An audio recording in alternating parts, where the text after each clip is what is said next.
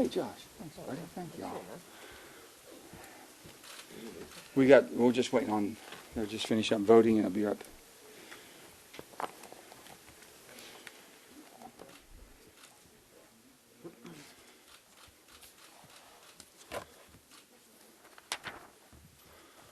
You tell me how it's got. It's only for 20 minutes. Don't That's worry. right. Don't worry. We'll get out. They'll send us out Bless you. fast. Have you got copies of the bill and everything, right? Yeah, we've got our bill, right? Huh? Yeah, our bill. You know, ours to match yours. That's what I'm saying. 'Cause Yeah. you got to run yours. I think we have to ride on yours coming over. Yes. We're gonna hotline ours. We'll 14. Oh, you will? Is the house dropped yet? Nancy sounds like she's. She's on it. She came on. She absolutely said she's for it. Yeah. She can get on the bill now. Yeah, they said Nancy's on the bill. Yeah, I'm wondering if I should get off. Like, what? I'm gonna read it anything again. Good job, Joe. No, we have 18. We have 9 and Speakers? 9. We have 9. No. I'm saying we. I want to be after you, or after one of them, okay. We have 9 and 9. We have 9 Ds and 9 Ds. We got Nancy, which is worth 112. You got, who all you got on yours over there? We just got it. We're just sending it now. Okay. So I don't even know we'll what get it it. is. It just We'll get a sounds We'll good. get a ton. I read the headline and got on it. We'll get plenty. We'll get the caucus tomorrow. Here, hold on. I don't want any details. Don't confuse it. Hey. John. How we doing, guys? Just What you should know, you guys got and here we're starting out so well. No, I was. You, I only get to see you on Zoom anymore. Goodness, you guys do all right? How you doing? You guys been You know, behaving? we had lunch, you weren't there. I was looking for your name. You good? You good? It's a good bill. You like it. Man, I don't read stuff. It feels good. One page, it's good. Give me, Renee, give me that. Give me another couple of those. And the press all has it, right?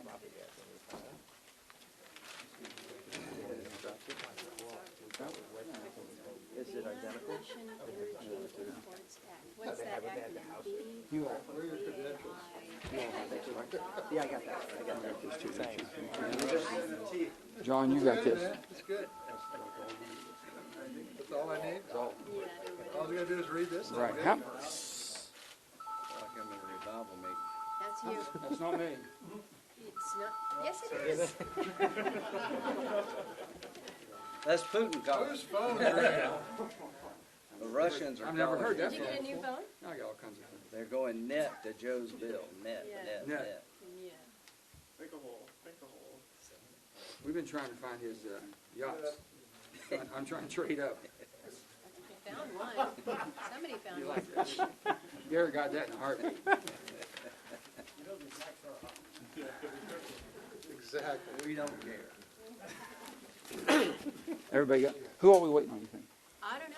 You invited That's their everybody. problem. Wait, We got wait. 1 minute, 1 You minute. got Portman. Rob's Portman coming. and Cassidy. Okay. Yeah, I just saw Cassidy. Man, I hope you cut his mic off. They know their boy. We'll give him, we got 30 seconds, 15 seconds, John. We have a countdown right now. 10, We're going, 9. buddy. Okay. Some people thought it was 2:15, so we're right on time. Yeah. You got 6 Okay, seconds. 6. They can't say we started without him, right? 3 seconds, Joe. First of all, let me just say this to all of my colleagues. I just can't tell you how proud we all are of us coming together. And basically, we're coming together out of the support of Ukraine.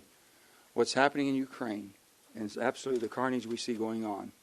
Innocent, peace-loving people being attacked viciously by Russia, by Putin's Russia. Let's put it very clearly, Putin's Russia. And we have to do everything we can to support them. I was very proud of the president when he said that basically there won't be 1 inch of NATO land that we will not defend. That's a strong statement, and I feel very strongly about that. And I think showing the support that we have and united about this, we will. But one, what we can make no mistake. This is energy has become a weapon of war for Putin, and he's using that as a weapon of war. He's using it against all of Europe, if you will, But Ukraine is basically the catalyst of what he's doing. So what we're doing today is we introduced a bill. It's been dropped.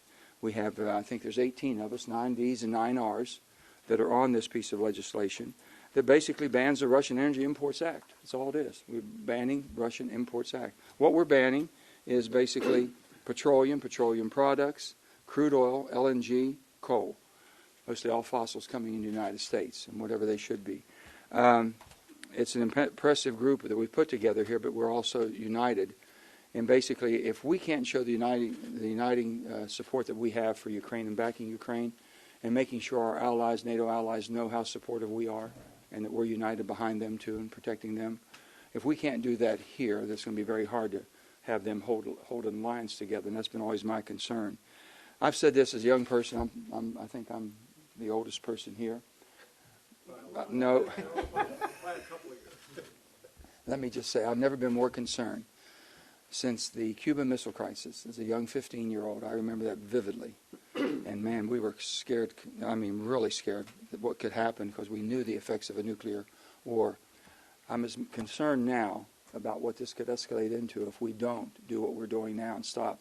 And hopefully he will understand the economics of this to his country and the detriment to his own country and Putin.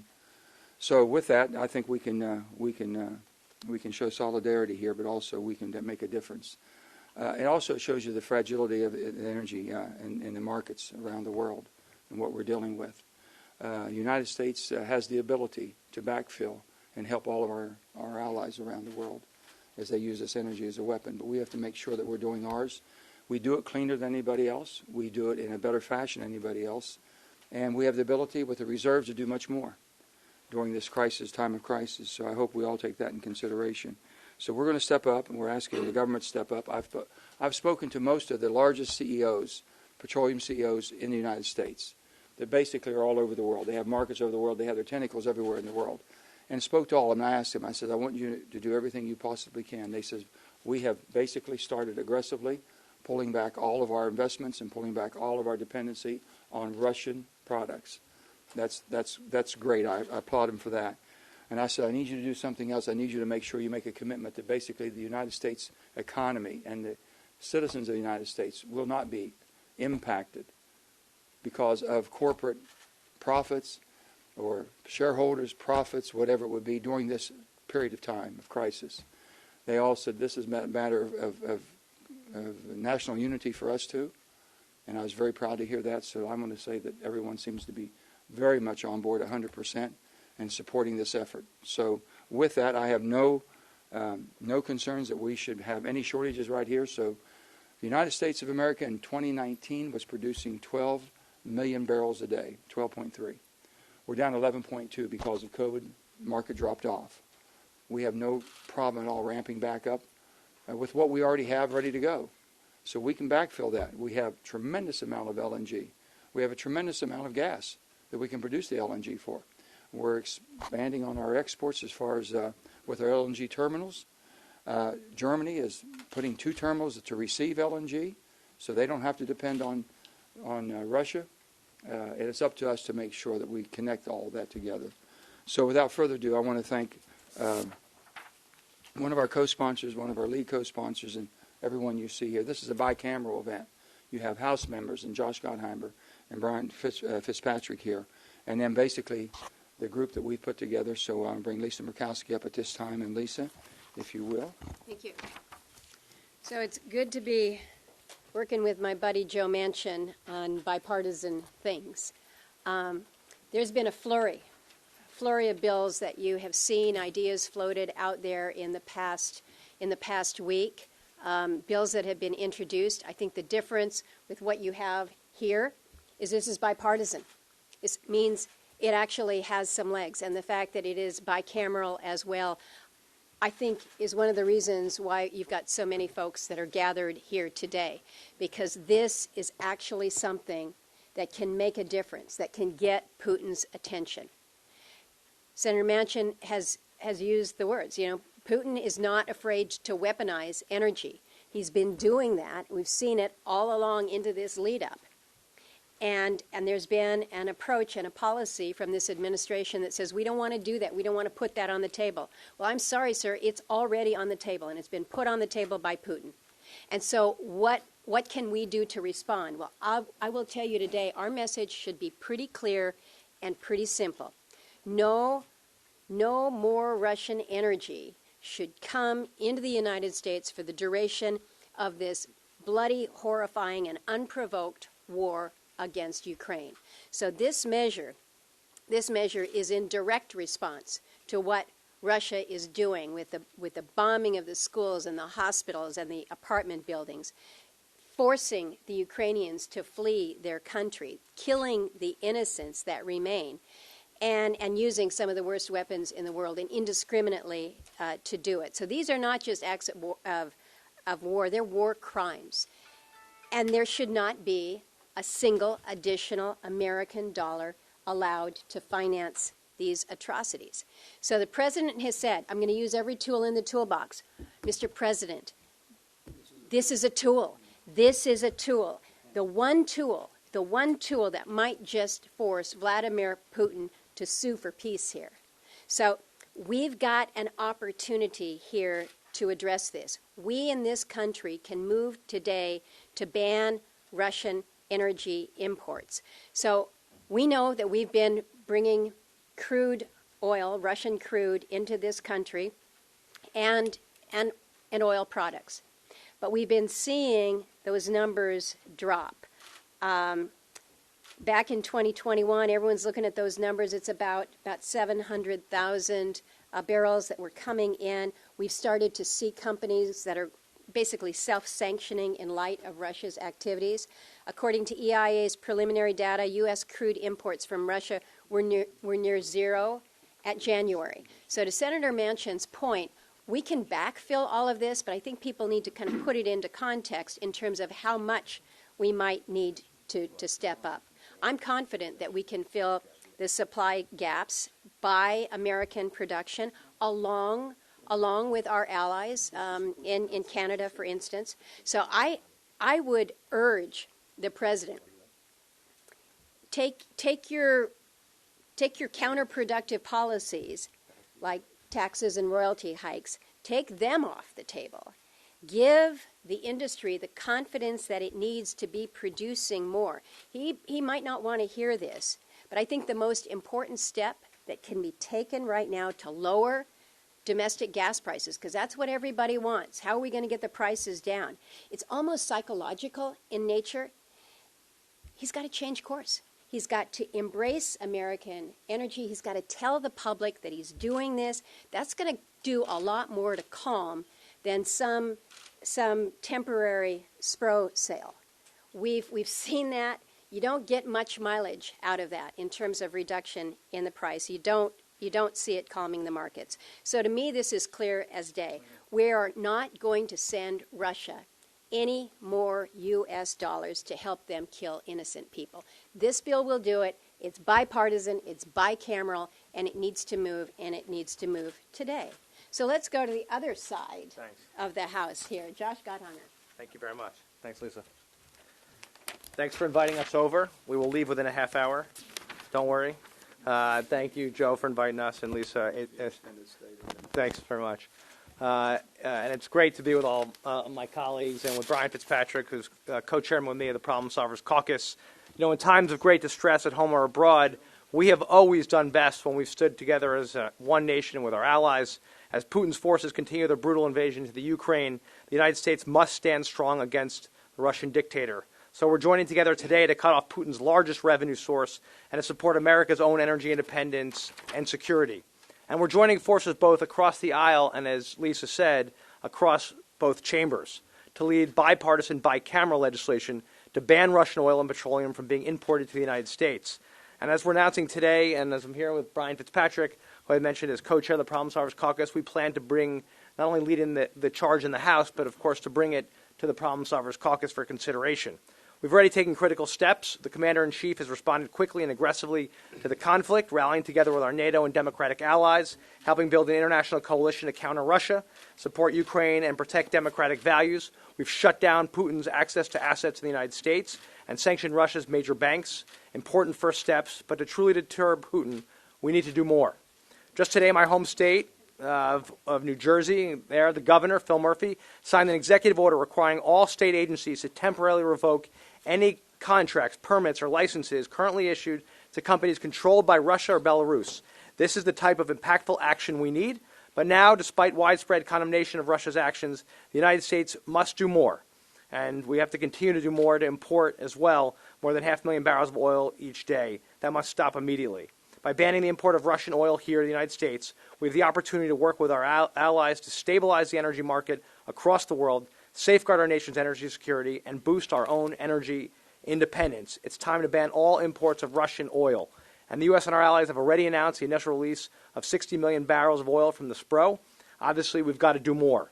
Now's the time to act together, here at home and with our allies abroad, and ban imports of Russian oil. And we stand strong. We're glad to hear positive feedback from the Speaker on this effort. This is a moment for people who love democracy at home and around the world to unite, and that's what we must do as Democrats and Republicans here in the greatest country in the world. And now I'm very honored to introduce my co-chair of the Problem Solver Caucus, Brian Fitzpatrick. Thanks. When it comes to Ukraine, I think we all can agree that we have a collective similar feeling, and that is pit in the stomach. How is it possible that in the year 2022 we could be witnessing what we're seeing on TV, things that we thought were permanently relegated for the history books? My last international assignment as an FBI agent was in Ukraine. I lived there. Those are my friends that are under assault right now. And it's there where I will be flying tomorrow afternoon to go to the Poland-Ukrainian border to be with some of them. And this is one of the things we're going to be talking about. As my colleague said, there should not be a single dime, not a single cent of taxpayer dollars funding Vladimir Putin's murder machine. And it's a very simple concept. It's one that's overwhelmingly bipartisan, as is evidenced in here. Speaker Pelosi today said she supports the concept of completely banning imports of Russian oil into the United States. This should not be difficult. I personally think we're going to be going a lot further than this, but this is a very, very good first step. I want to compliment and thank my friends and colleagues, many of whom we've worked together on some other very, very monumental pieces of legislation. This is really, really important to send a signal, not only to do what's right and not contribute a dime to Russia's economy, particularly when it comes to oil, but to send a message around the world that every single country should be doing this.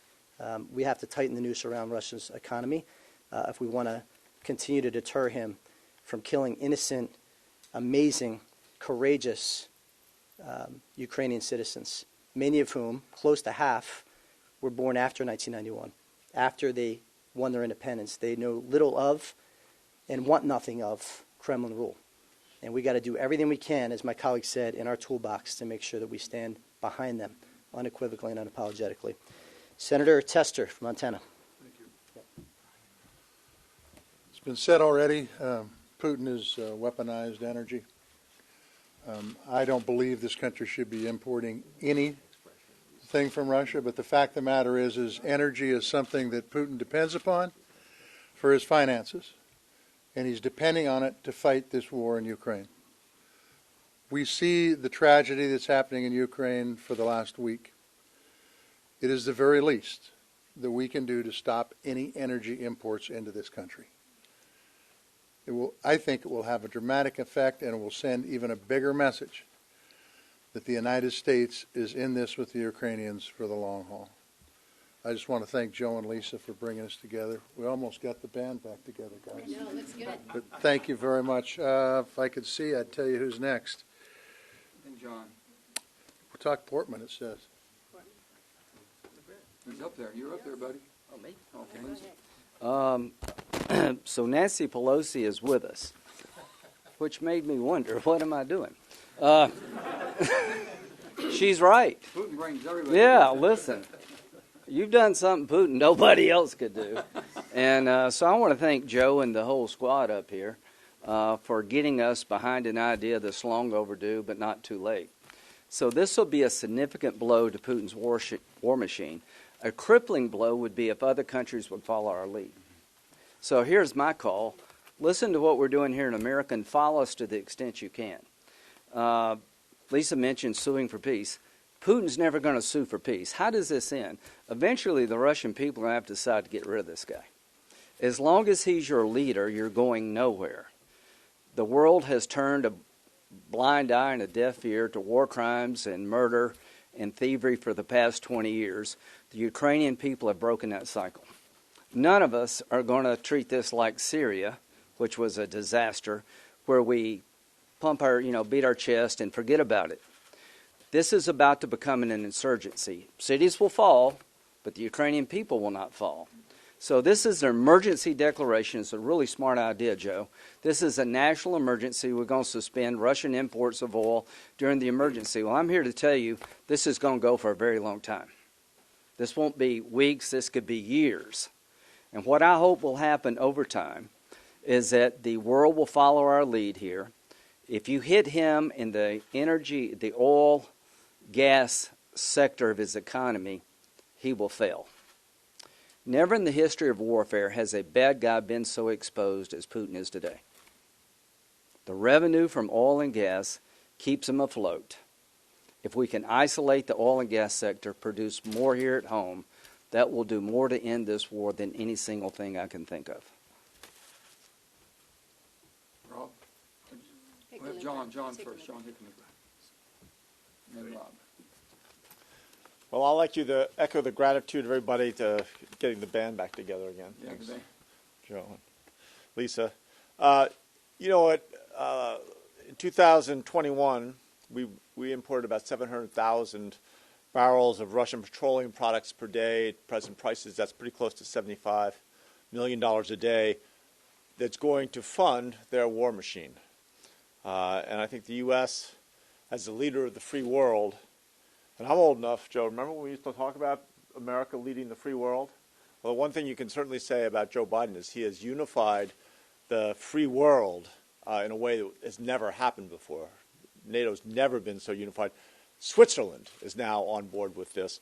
And I think if more people figure out that they can follow America's lead in banning the import of Russian oil in response to Putin's heinous actions, it will make a significant difference and will accelerate the end of this tragedy.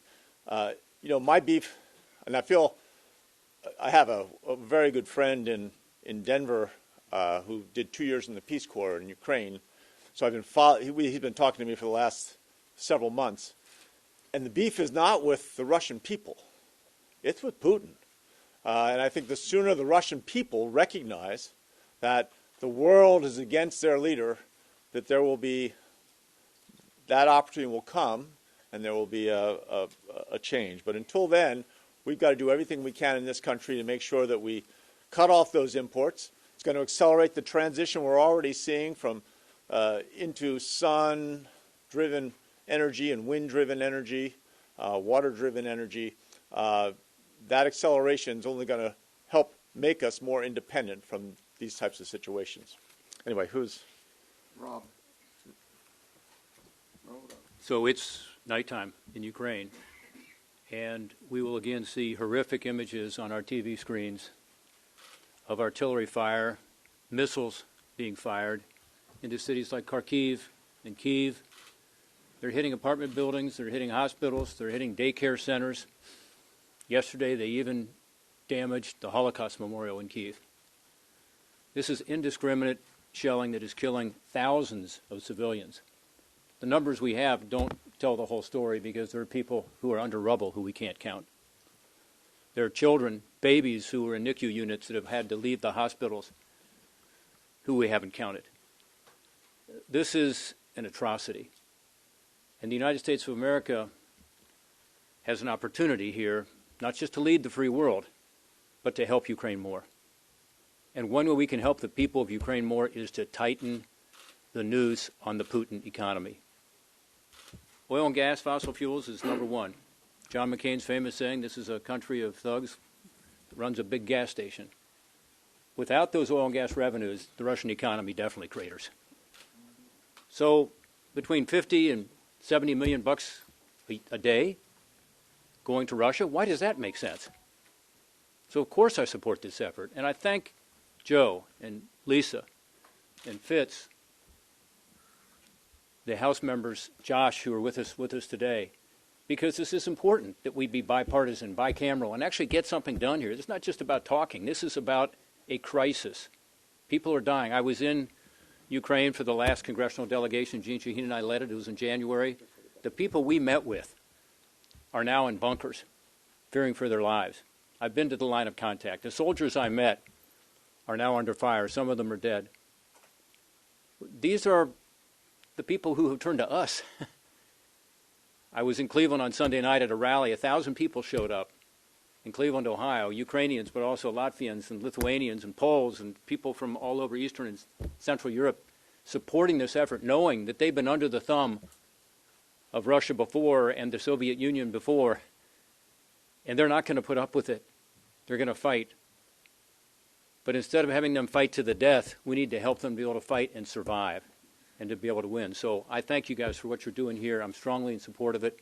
We need to do much more. By the way, Russia has most favored nation trading status with us. They're in the World Trade Organization, so we give them a preferential trade status with the United States of America. That needs to end. And we need to ask every country around the world to also end that status. That would actually increase the tariff on oil, by the way, among other things. But it's critical that we not just go on as if this is business as usual. Again, tonight, as these bombs are raining down on these cities and killing civilians, we need at the very least to do everything we can to tighten that noose to ensure that the people of Russia at some point say enough. Yet, we're not going to do this. We're not going to be killing our innocent neighbors and suffering these economic consequences. We're going to do something about the corrupt government in Moscow. Thank you guys for doing this. Thank you. Well, I'm going to read something that just came out. The White House Deputy Secretary, Press Secretary, which I hope spoke on their own behalf and nobody else's behalf, basically said we don't have a strategic interest in reducing the global supply of energy. That would raise prices at the gas pump for Americans. They're so wrong, so wrong.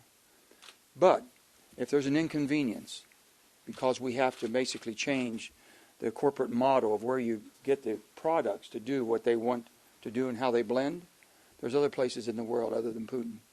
And when you talk about an inconvenience, can you imagine if you lived in Ukraine right now? I think it's a little bit more than it. This is life or death. And if they can't show that we can make some sacrifices in order to support them and stop the aggressions of this horrible dictator. And these are innocent people. What Rob just told you, we're seeing kids who are getting basically cancer treatment. And unbelievable, having a hard time getting a sterile place to do it. All of us, I mean, my goodness, for the sake of humankind, this is not right. And for us to think it might be an inconvenience, it's going to inconvenience people, it's going to be, but we don't have an interest in reducing. First of all, we don't have to reduce. We can basically produce whatever needs to be produced. We just do our job. Get back to 12 million barrels a day. Doesn't displace anybody or anything. I don't know what we're waiting on. Why was there such a big problem? We have the natural gas, more natural gas in almost any place in the world, next to the Middle East. But yet, if that's basically the desire that this press secretary, I'm not even saying this administration, but this press secretary, or deputy press secretary, whoever it may be, put out a statement like this, it's irresponsible. Irresponsible. Joe, let me just add on that, because I think it needs take to some be reinforced that our legislation is not a global ban on Russian oil and gas. It is just domestic. Now, there's been press reports out there that if there were a global ban, it would have a definite increase in the price. We would see it here in this country as they would in Europe and in other places. This is domestic for purposes of this emergency. And so I think you've got a deputy press secretary that perhaps has not looked at our actual ban on domestic import from Russia.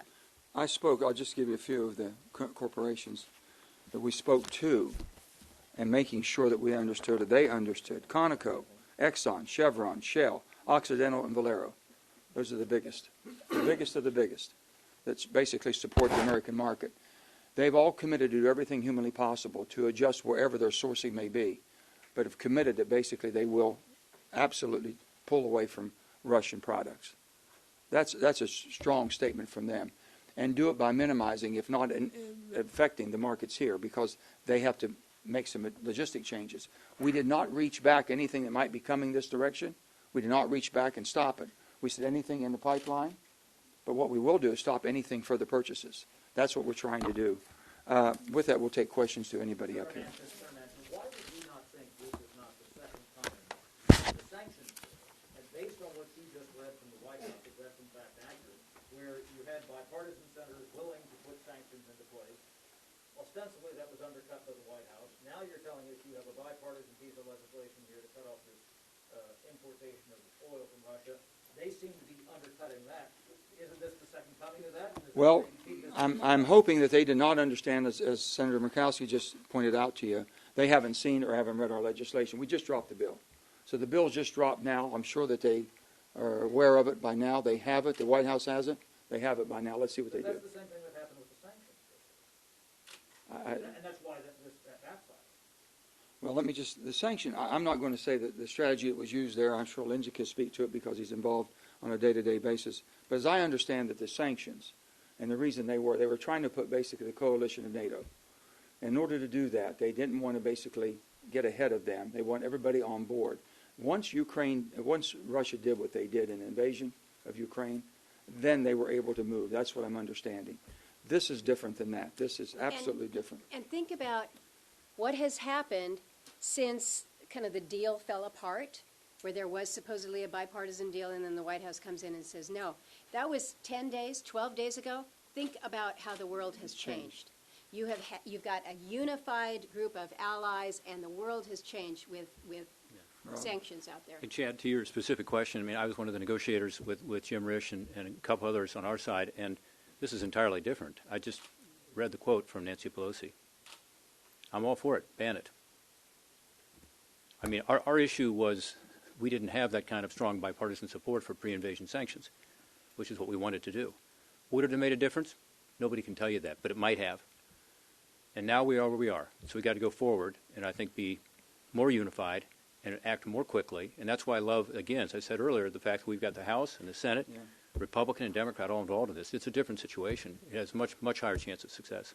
You got your hand up. I'll go there, and then Garrett, and then we'll jump right around. What share of responsibility do Democrats have in this? Gas prices have been high since before Russia invaded Ukraine, and a lot of the policies that President Biden put in place got us there. So at this point, at what point would you push the president to reverse some of these policies, whether it's killing the Keystone Pipeline, banning drilling on federal lands, among other things? Sound like you're on my staff. We've been pursuing this. We really have.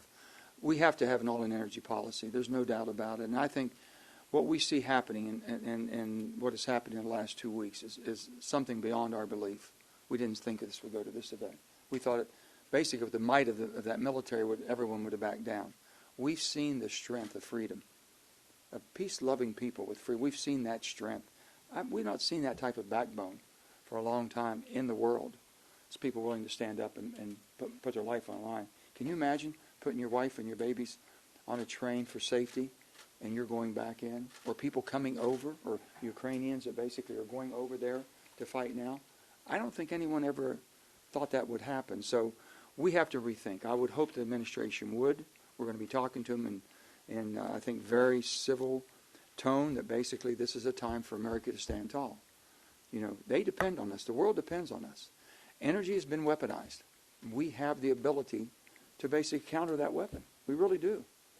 And that's what we're asking for. If we're asking, and I've never seen NATO. I never thought that in all honesty, that Germany would actually pony up to the table for 2% of their GDP for defense.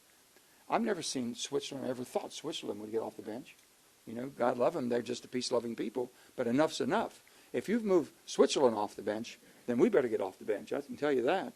And we're going to be moving everything that we had a hearing today, as you know, on the FERC. Some decisions they're making, which we think is very detrimental to us and our ability to produce the energy independence that we need.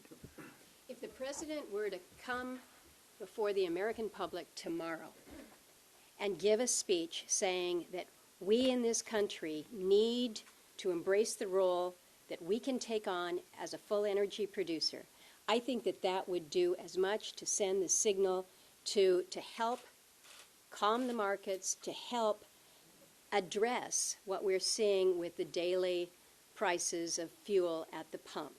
But right now, the signal from this administration is we're going to keep ours in the ground and we're going to count on it from somewhere else. And now we're realizing we've been counting on Russia to help us with that. That signal needs to be uncrossed.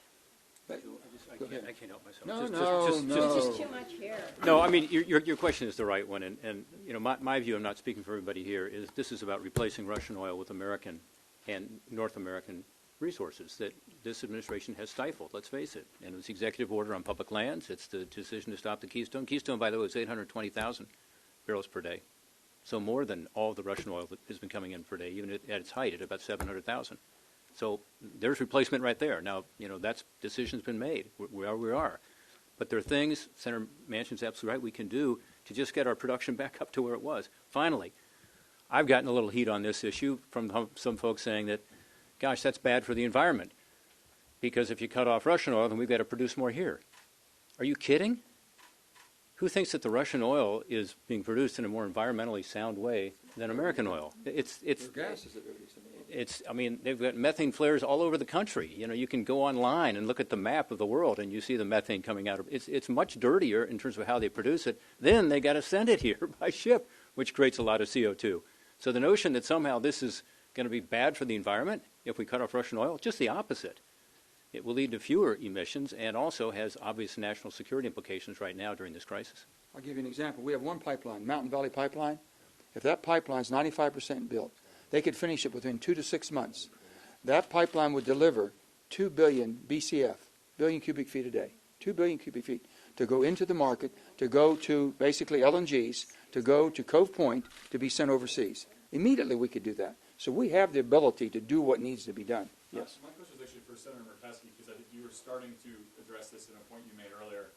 This legislation wouldn't take any oil out of the global markets. It's just a ban on U.S. imports of Russian oil. But because of it, energy markets are global. Mm-hmm. Somebody will buy all of those barrels of Russian oil, be it India or China or someone else. So I guess in terms of punishing Putin, how does this do anything to do that other than keep our hands clean of buying his oil?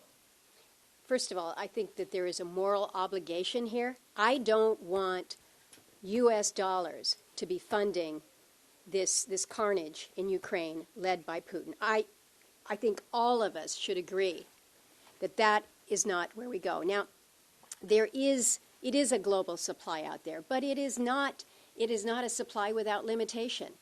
Now, we're going to be pushing to do everything that we can to get production up in this country, despite some of the policies that have been put in place that have held us back. Others will likely be trying to do the same. But you can't turn this on a dime. And so in the meantime, you're going to see around the globe pinch points.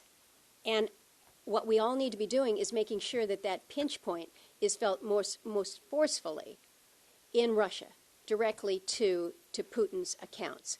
So what we can do here in this country, because we are poised to produce more, if just given the right signal, we can help ameliorate the pressure on us. We can help ameliorate the pressure on our allies. But not if we just continue to say, well, we're just going to keep doing what we've been doing and effectively reward Putin. That's wrong. Let me jump in and say this. First of all, the market's shrinking. There's very few people that are buying Russian products. They're moving away every day. So you mentioned 2 billion people in India. And Hold China on. That's fine. That's fine. But that's a smaller market with less cost. He's going to be punished because he will not get the price he's getting. He's now paying the best price in the market. His market has shrunk dramatically. Okay? So if you only had one game in town, I know I could only sell to you. You'd be a little bit tougher to deal with. I know that. But with that, we're sending a very strong signal, and we're sending a strong signal to our allies, too. We're not disrupting the world distribution. Is that the missing piece of it? Is this more effective if 20 other countries step forward and say they're doing this? Countries are stepping forward everywhere humanly possible. They need backfilled. We should be able to be that backfill, and that's what we're working on. And there shouldn't be any. The LNG, we're going from 8% up to 13%. Getting there quickly. We can go further than that if we do. We have oceans of energy. We have to use that. It's a political weapon today. I mean, not a political weapon. Well, political weapon is more a weapon, period. A weapon of war is what he's using it for. And basically Nord Stream. It is more effective if you have others that jump in. But not everybody else has the ability to do the backfill. And so they're looking to us and saying, what Can't the you help hell? us? What are you sitting on your hands? You know, and you're Nord Stream. asking us to keep taking it from Russia? No. They're looking to us and saying, you've got the ability to do more to help all of us. So do it. Nord Stream Not 2 just right us now. saying this. Nord Stream 2 is charged, okay, ready to go? By the will of the Germans and the will of the Europeans, they shut it down. That shows the resolve they have. Now, someone's got to help them, and as quickly as we possibly can. Let me say, I know we could go on all day long. I'm going to just, hold on one second. I really, and then afterwards, but I want to say, one second. I want Brian, basically, we've all heard, and our hearts go out, and I just want everyone to take a moment of thinking about the Ukrainian people, as we sat here today, and the safety we have and the defense of our country, and think about these human beings are basically thrust in a war zone to where their children are at risk, they're at risk, their way of life's at risk, their homes are gone. Think about that. That changed all in 1 week for you and me. And we had someone out there who's always been our friend. He said, man, I wish my friend come help me. I really wish my friend would come. That's really where they're at. Brian, why don't you, basically in his own native language, in your own native language. No, it's it's just before 10 o'clock in Kiev. Night has fallen. President Zelensky, Mayor Klitschko, members of the Rada, members of the press are all wearing Kevlar if they can find it. Carrying arms if they have them available. Ukraine's independence is 30 years old.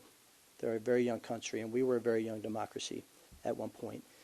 Our democracy, as we all know, is 245 years old, and we're the oldest democracy on the planet. And Ukraine and the world are now seeing how hard it is to remain free in an era where evil is rampant across the globe. And for all of our friends in Ukraine, Slava Ukraina, as they say, the rallying cry, glory be to Ukraine. Thanks. Very good.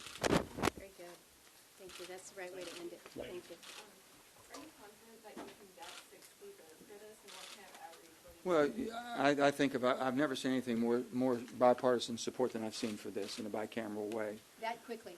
That quickly, we did it one day, and basically when you have Nancy Pelosi saying this is something she would support.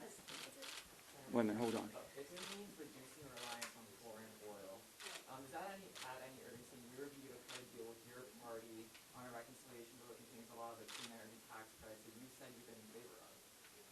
Oh, no, we're willing to talk about anything. The bottom line is the production of fossil fuels right now. I mean, wind and solar is not going to put natural gas over there. And, okay, we have to be realistic for what we're trying to do here.